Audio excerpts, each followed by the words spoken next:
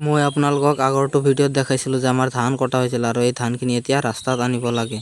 মানে এই বালাৰ ওপৰত থকা জালটো নি মই এতিয়া এনেকৈ চাইডত পাৰি দিব লাগে। আৰু এইফালে যাওক মই জালখন এনেকৈ পাৰি দিলোঁ। এতিয়া ইয়াত ধান আনিব লাগে। ধানখিনি আনিবলৈ হ'লে হয়তো আমি মাথাত কৰি আনিব লাগিব, নহ'লে ডাংকাৰ সহায়ত আনিব লাগিব। সেইকাৰণে মই আহিলোঁ আমাৰ বাঁহৰ চুপৰ পৰা এটা বাঁহ কাটিবলৈ, মানে ডাংকা বনাবলৈ।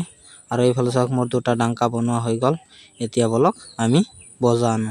আৰু এইফালে চাওক মই কান্ধত ডাংকাটো লৈ আহি পালোঁ পথাৰত আৰু এনেকৈ ধানবিলাক কাটি কাটি আলিত থৈ দিছে। এতিয়া আমি নিব লাগে। আৰু এইফালে চাওক মই কান্ধত উঠাই দিলোঁ আৰু এতিয়া লৈ যাব লাগে ৰাস্তাত। এইফালে চাওক আমি একবাৰত ইমানমান ধান আনিলোঁ আৰু এনেকৈ প্ৰায় এঘণ্টামান ধান আনিলে আমাৰ হৈ যাব। আৰু এইফালে চাওক আমাৰ যিমানখিনি ধান কটা হৈছিল সেইখিনি অনা হৈ গৈছে।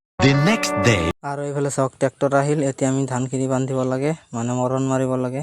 আৰু এইফালে চাওক ধান ওলাই আছে আৰু সেনেকে ধান দি আছে। মৰণ মাৰা হোৱাৰ পিছত আহিলে যাওক বৰষুণ। এতিয়া মই ধানখিনি ঢাকি দিব লাগে আৰু এইফালে চাওক ঢাকি দিয়া হৈ গ'ল। আজিলৈ এইখিনি, অন্য এটা ভিডিঅ'ত লগ পাম।